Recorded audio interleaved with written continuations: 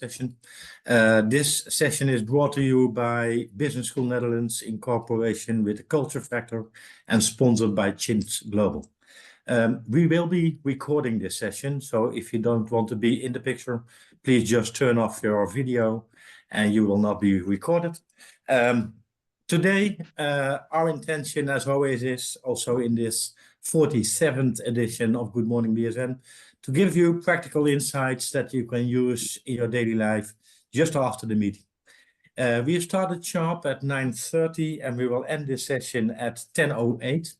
And we are always doing these sessions surrounding the 4 pillars that BSN believes are crucial for good leadership. Those 4 pillars are responsible leadership, change leadership, decision-making leadership, and performance leadership. Today's topic is surrounding responsible leadership, or as was mentioned on the screen, ethical leadership. The title of today's session is Navigating Challenges in Public Sector Roles. And we've got an expert presenter today to introduce you to the subjects, and his name is Igho Orienru, and he's calling in from Nigeria. And he's also the CEO and founder of ROHI Consulting Services. Welcome to this session, Igho. So glad that you could make it and present today. After Igho has spoken, the reflector of today will be Lere Bale. Lere will be reflecting upon the content that Igho brought for about 5 minutes, after which there's the opportunity for you to ask your questions. Please put your questions after Lere has reflected upon Igho's story in the chat room, or you can use the Q&A button on the bottom of your screen. Please, Igho, go ahead. Yeah. All right. Thank you so much, Toyin. Good morning, good afternoon, good evening from wherever you are signing in. I'm so grateful to God for this opportunity, and also thank the coordinators of Good Morning BSN for having me to host the 47th session. Today, we are looking at a very crucial topic, ethical leadership, navigating challenges in public sector role. Really, I'm going to share my experience because I retired from the civil service last year.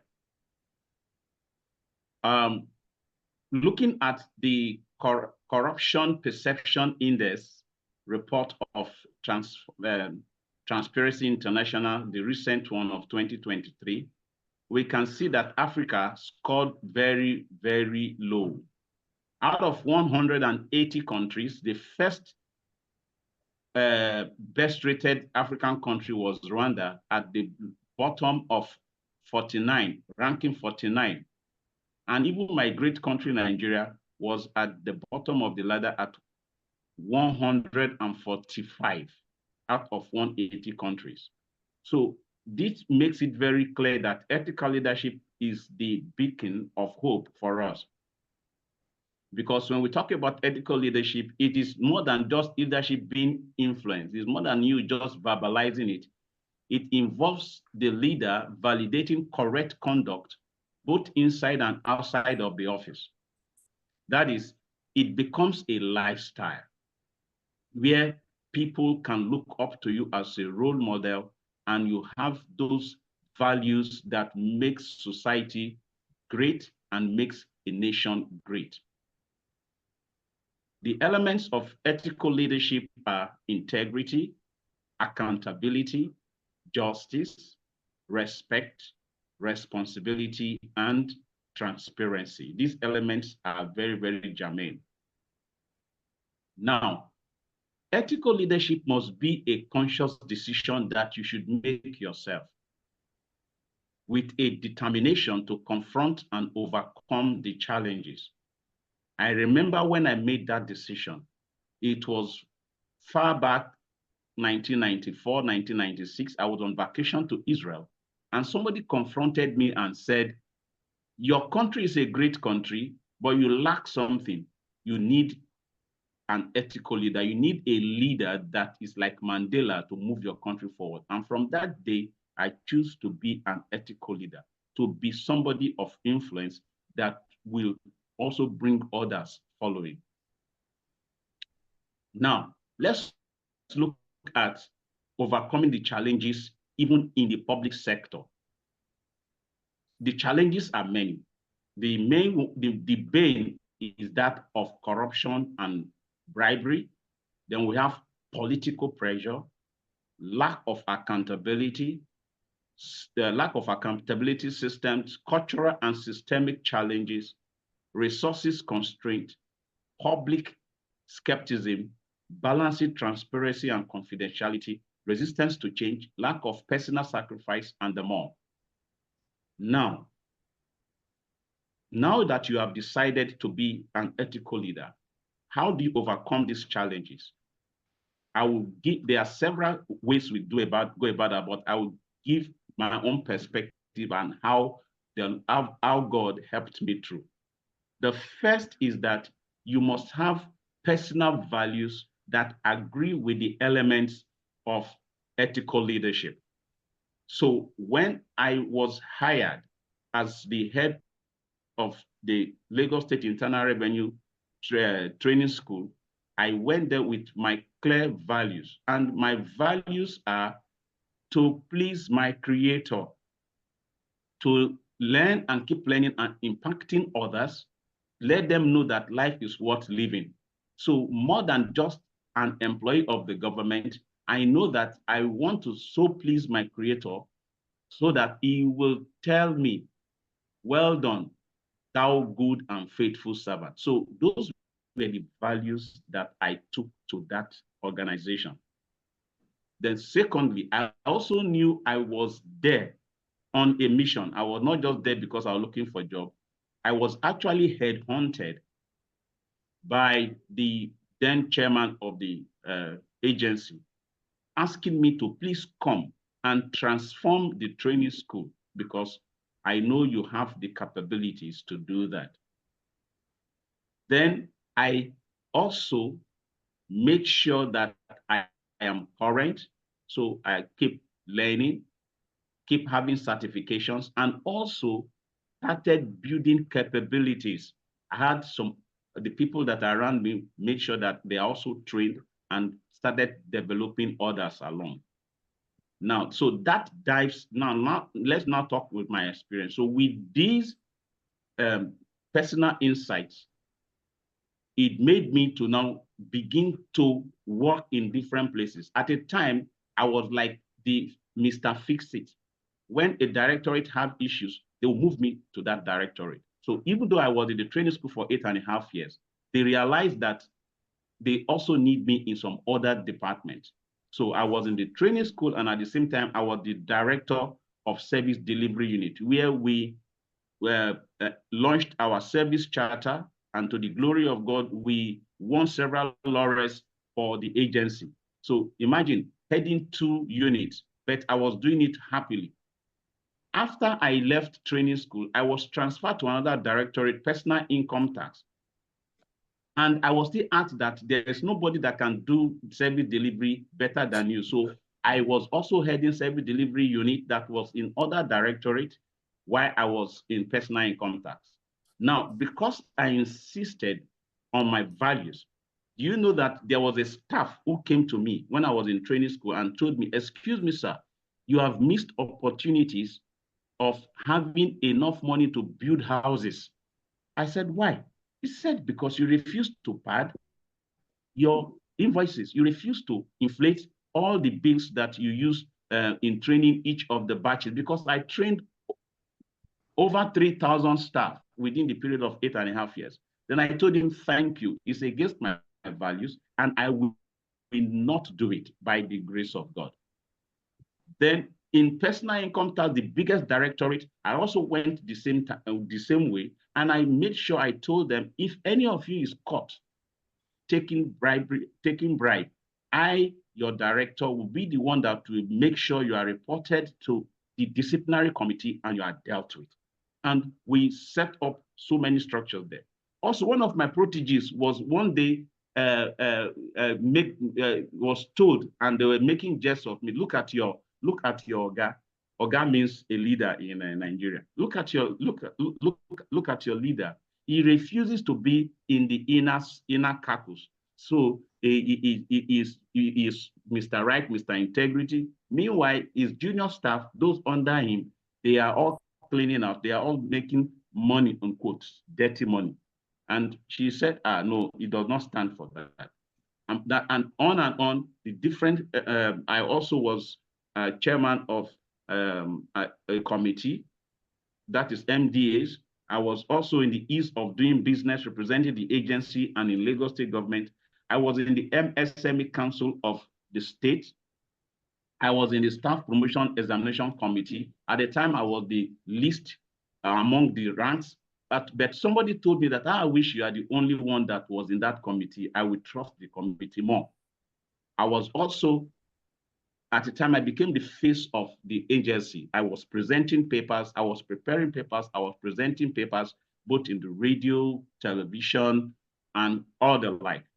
And I thank God that in all of that, I kept to my values, making sure that there is integrity, there is transparency, and the like. That also helped me at the time. I became a member of the governing council of the Charter Institute of Taxation of Nigeria. I did the same thing. I refused to say something at the back and go to this general council and say something else. No, I stood for what I stood for. Surprisingly, those who thought I can be their stooge or work with them, when it was time for re-election, they even ganged up against me, and I lost re-election, but I've moved on.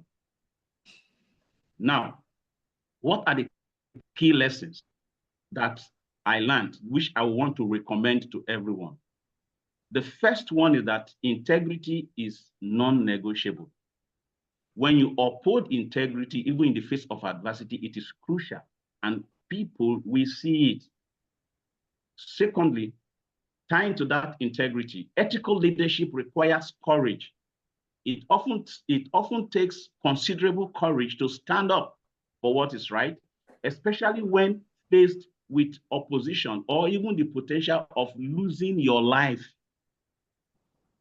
And it is on both sides. I remember one time we made a mistake when I was in the training school with everybody that scores high goes to a special unit because they are good in numerals. But there was a mistake on this day. Somebody who scored very high, supposed to go to that unit, was given the score of somebody who scored low. When it had been published, and suddenly we saw it, and I said, we must correct it. All my staff were worried. I said, no. I went to the director in charge. I told him, we made the mistake. I take responsibility. This was why the mistake happened, and we are already correcting it. These are all the things we are going to do to make sure that such things do not happen again. But sir, to be fair to the student, let it be corrected. And for the first time, my director looked at me and said, Igho, I trust you and I believed in you. We will do that. We corrected it, and that brought hope to that staff. And anytime, any day up until now, when she sees me, say, you are a good man. You made me get what I'm supposed to get. So it takes courage. There will be several issues I will not be able to talk about. Then the next thing is that transparency builds trust. Being open and transparent about decision-making processes fosters that trust and accountability. For example, I've retired, but do you know that even my agency, by next month, I'm going to train, I think, some middle managers on self-mastery for high achievers. I'm not training them on taxation. They said I should come and train them on self-mastery for high achievers, where we talk about principle of personal effectiveness, setting goals with precision, how to maintain the moment, and how to make sure that you are a high flyer, making sure you follow your goals and you meet them. The same thing, even the challenge of taxation, where the people, so-called insiders, do not allow me to go for the second time, because one of them told me that, don't you know, politics in the bigger space is the same thing. I am still very relevant in the institute. Last presidential year, I served in 3 committees, very sensitive committees, and I still present papers and I still train there. So what I want to let us know we can change the narratives from the level at which we are rated in corruption perception index if all of us in our little corners choose to be ethical, so that we'll begin to light our candles in our circle of influence, that it will now move on to others. And you should have proteges. By the grace of God, even the people, some of the staff that I trained, they are also continuing with that attitude. So I want to challenge us as I close. Let us lead with integrity. Our life. Let us lead our lives with integrity, whether in the office, whether in the house, whether in the mosque, whether in the church, wherever you find yourself, lead with integrity. That is, let your yes be your yes. Let your no be your no. And inspire others with your action, not just words. Action, because your action speaks louder than your words. And let's make up our mind that in everything we are going to do, we will lead and become transformational agents. That is why even in my, I do post twice every week. I focus on how to become a transformational leader. With that, there will be hope for Nigeria, there will be hope for Africa, and there will be hope and justice for the entire world. Thank you very much. God bless you all. Thank you so much, Igho. Thank you so much for those inspiring words. I would like to ask Lere Bale, our CEO of Business School Netherlands in Nigeria, to reflect upon what has been said by Igho. Thanks to you, Toyin, and thanks to the wonderful presentation by Igho Orienru. He has raised the importance of ethical leadership, particularly in the in the public sector. And he has been able to show us how ethical leadership can make a big difference. And we have looked all over the world as we speak into the global audience now. We see the likes of John Lewis, a US civil rights advocate and politician, a key figure in the American civil rights movement, and a US congressman. He demonstrated ethical leadership by consistently advocating for equality, for justice, for voting rights. He participated in a number of things and is renowned for his integrity and moral courage. This dedication has helped him, and commitment to ethical leadership has inspired legislative changes, including the Voting Rights of 1965, which has left a lasting impact on American society. So ethical leadership allows us to leave a legacy like he has done. Nelson Mandela, who fought against apartheid, his ethical leadership has helped to dismantle apartheid. It helped to usher in democratic reforms, and he was able to promote national healing and unity, setting a global precedent for transformational leadership. That's another legacy. Coming closer, we have the former president of Liberia, Ellen Johnson Sirleaf. Our administration's core emphasis on ethical leadership, ethical governance, has helped to stabilize Liberia. And that's what led her to earn the Nobel Peace Prize in 2011 for her efforts in promoting peace and social justice. In a country like Nigeria, where Igho resides, and where he had cited a number of examples, of how the site is, we also recognize that the likes of Gani Fayebi, an human rights lawyer and activist, its legal battles and advocacy worked had a far-reaching impact on promoting justice and accountability, and its legacy continues to inspire generations in the area of ethical leadership, human rights activism, and the law. We also do have with us, in terms of history, Dora Akunyili, the former Director General of the National Agency for Food and Drug Administration and Control. Ethical leadership led to a dramatic reduction in the circulation of fake drugs in Nigeria. and improve public confidence in regulatory institutions. She received numerous national and international awards for her service. Ladies and gentlemen, as I close today, it's important for us to look at ethical leadership, not just in the public sector, but in the private sector as well, in all sectors we might find ourselves. Ethical leadership has a way of enhancing trust and credibility. It makes it easier for decision-making and policy outcomes. It promotes positive organizational culture. It helps in conflict resolution and social cohesion, like we have seen in South Africa. It promotes sustainable development. We also do know that it increases accountability and reduction of corruption, which invariably helps helps economic and social development of a nation. It also helps in economic development and investor confidence in the nation, and therefore increases foreign direct investment. It increases public service and helps us on long-term sustainability. Ladies and gentlemen, ethical leadership, like Igho has mentioned, has had significant positive impacts on governance, anti-corruption efforts, and public service delivery. And it has also emphasized the importance of integrity, transparency, and accountability in leadership for the purpose of overall development and well-being of the country. In the public sector and the private sector, it elevates individual leaders to also strengthen institutions, foster societal trust, contributes to the overall well-being of the community because it emphasizes integrity, fairness, transparency, and the ability to create a foundation for sustainable and inclusive development. We would like to thank Igho for the presentation, and I think my reflection has broadened the discussion, citing various examples within and outside our continent of Africa. Thank you. Thank you, Lera. Thank you for that nice reflection.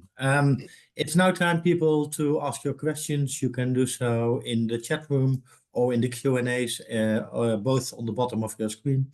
There's a lot of compliments coming in, but also a couple of questions already. Let me start with the first one in the Q&A box. It states from Okafor, integrity, most times an employee in the private sector might be asked to do something that is against his personal values by the CEO of the company. Saying no has a consequence. How can one handle this type of situation? I think that's a question for you, Igho.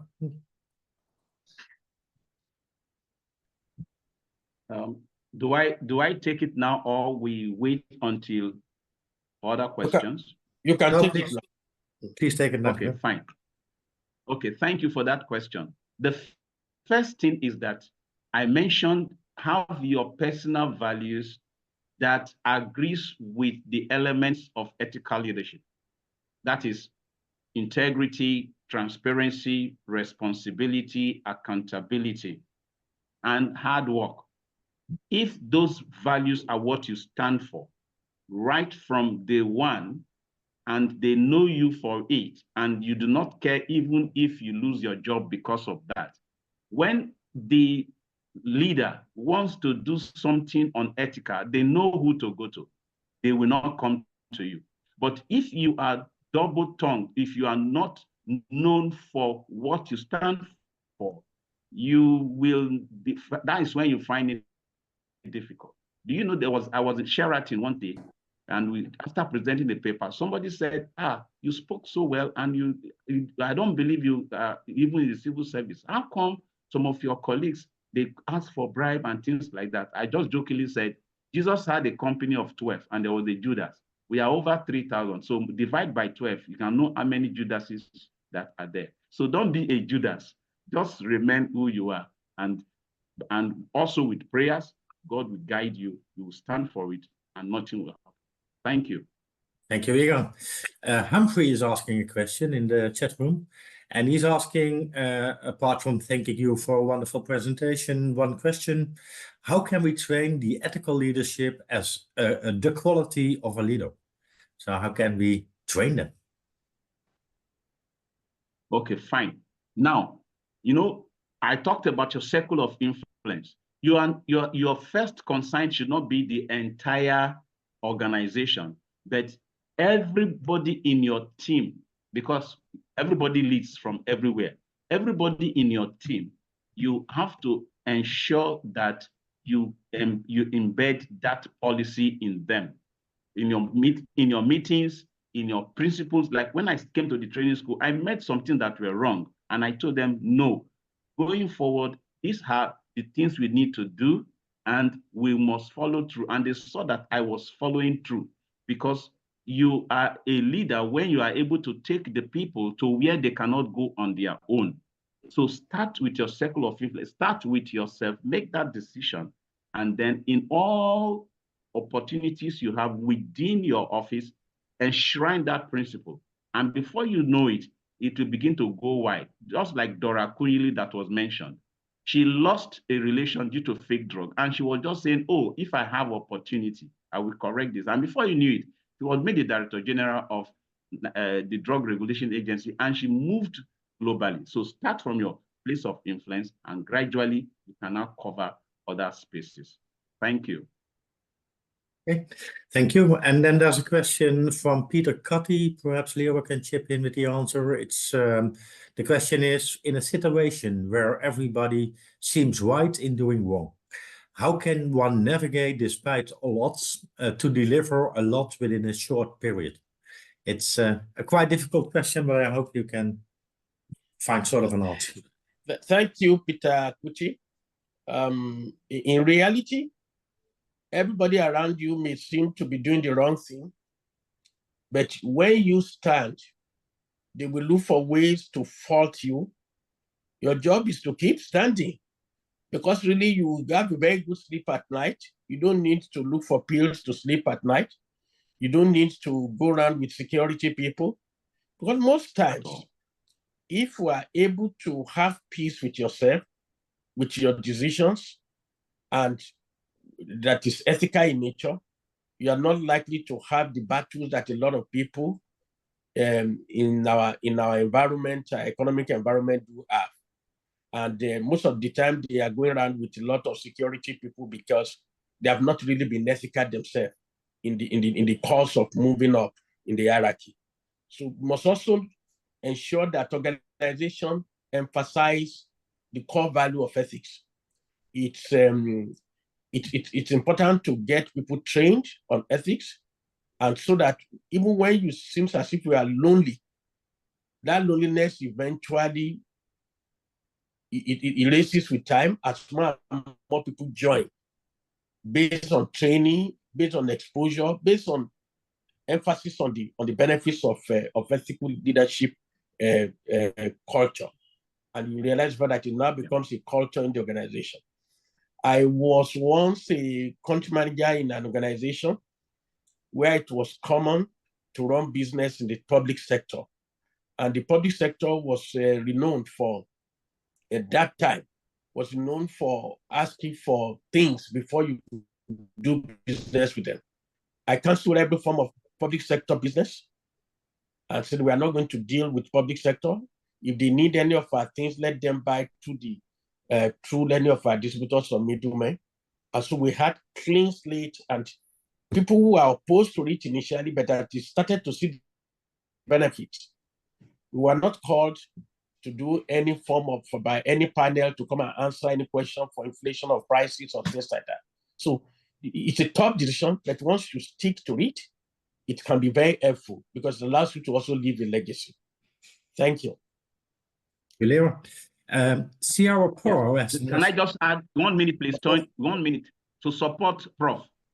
I am a witness to that. At a time, then I realized that when it comes to sensitive things and things that will bring glory to the organization, I go to that, they just transform me. So I was like being moved. You know that somebody came to me one time, I said, I noticed that you are connected to the leader, Jagaban. How can you connect me to that person so that I can be going to places of influence like you are going? I laughed. I said, I've never met him once. It is my work and my integrity that is moving me to those sensitive places. And by God's grace, I was delivering. Thank you. Yeah. Sierra Poro asks a question, and he's asking, can you share more on the point that you came with your own values? Weren't there values for the corporation set that you worked for? And did they differ with your personal values? And how did they differ with your personal values, and how did you address this? So your own values versus the corporation ones. Thank you.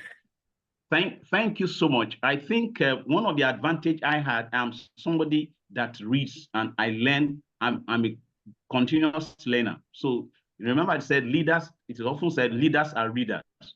So when I got in there, I realized that my personal values were in tandem with the organizational policies. So I took the operations manual, the staff handbook.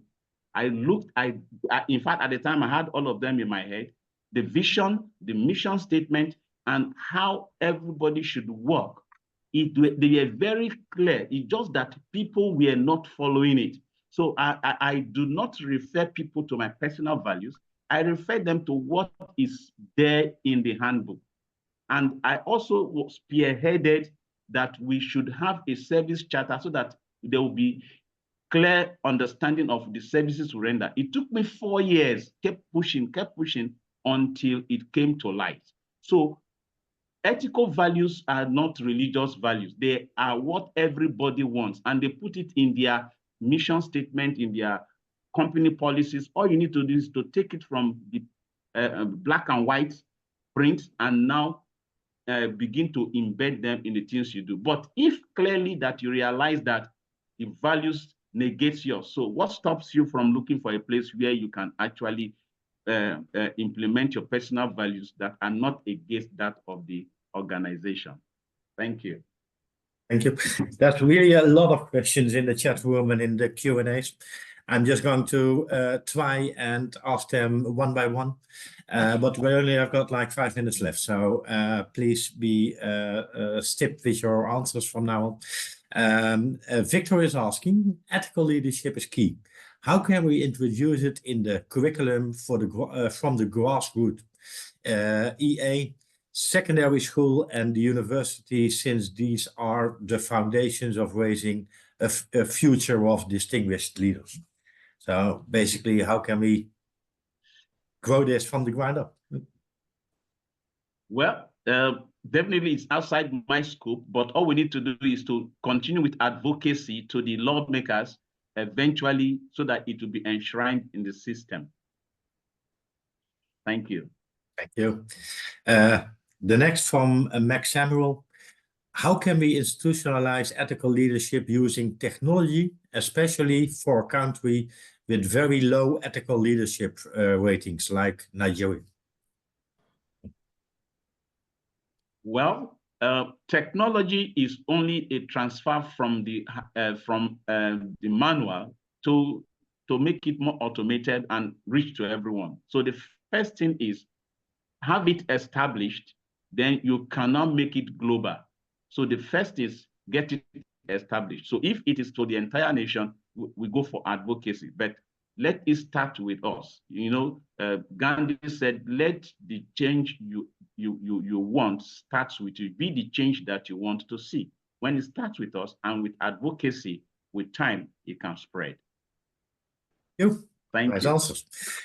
Next one from Joseph. Do you think attitude comes into play to change and become an ethical leader? So has attitude something to do with it? Yes. Now, the best definition of attitude is a behavior that is embedded in you that people know you for. So you don't go around to say you're an ethical leader. I never said so. But it is your behavior. So you started. I told you I took that decision in 1994. I was in the bank. I followed through. I was in my private practice. Before I was wanted, I followed through. So when I came to the public service, I had my personal values already as part of my lifestyle. So remember, I also said at the introduction, that ethical leadership must be a decision you will take, and it should be a lifestyle. So let it be a lifestyle. You don't open your mouth to say, I'm an ethical leader. It is your lifestyle that will show, and people will know that this person is ethical. Thank you.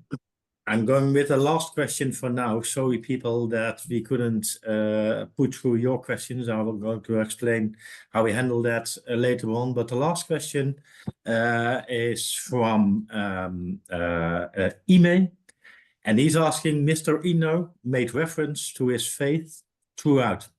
Is ethical leadership a spiritual virtue? How do we explain ethical leadership in countries where they do not have obvious levels of spirituality like Nigerians? It's the last one, not an easy one. Yeah, I will answer that. Stephen Covey made it very clear in 7 Habits of Highly Effective People, the principle of second birth. Everything is given birth to twice, first in the spirit, then in the physical. So life is spiritual. For example, you cannot see electricity, but electricity is connecting me and you together. So it is not a matter of being religious. No. Whether you are a Muslim, whether you are a pagan, whether you, at least you believe in a deity, a power that is bigger than you, and you connect to it. And I do not smell my religion on anyone. Even some of my best colleagues that work with me up until now, even after I've retired, they are Muslims, but they know what I stand for. So it is, everything is spiritual. So you must take it from the spiritual angle first, then it can become physical. Thank you. So much. Leo, do you have something to say in the last minute? So otherwise I'm going to close down this good morning. It's been a beautiful session, and the questions as provided has shown that it's a very important topic, and I feel very excited to have had an opportunity to reflect on this session today. Thank you, Toyin, and thanks to Igho. Thank you so much. There's all compliments in our chat room, Igho and Leo. So people are really happy with the subject and with your presentation. All people are thanking you and giving you support in the WhatsApp. But it's now time to close down. This has been our last session before our summer break. So the next session, number 48, is going to take place on September 2nd. Until that time, there's no Good Morning BSN. For now, I would like to wish you a great working week, a nice vacation or holiday if you're going. And otherwise, I would hope to see you back on September 2nd. Thank you for now, and I hope to see you in September. Thank you. Thank you. Thank you, Toyin, for a beautiful moderation. Thank you. Yeah. Thank you all. Yeah.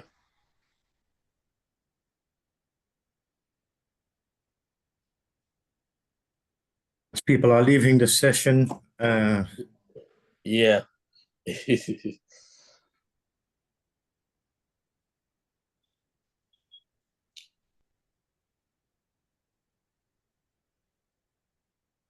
So we do have a short break coming up, and it's yeah.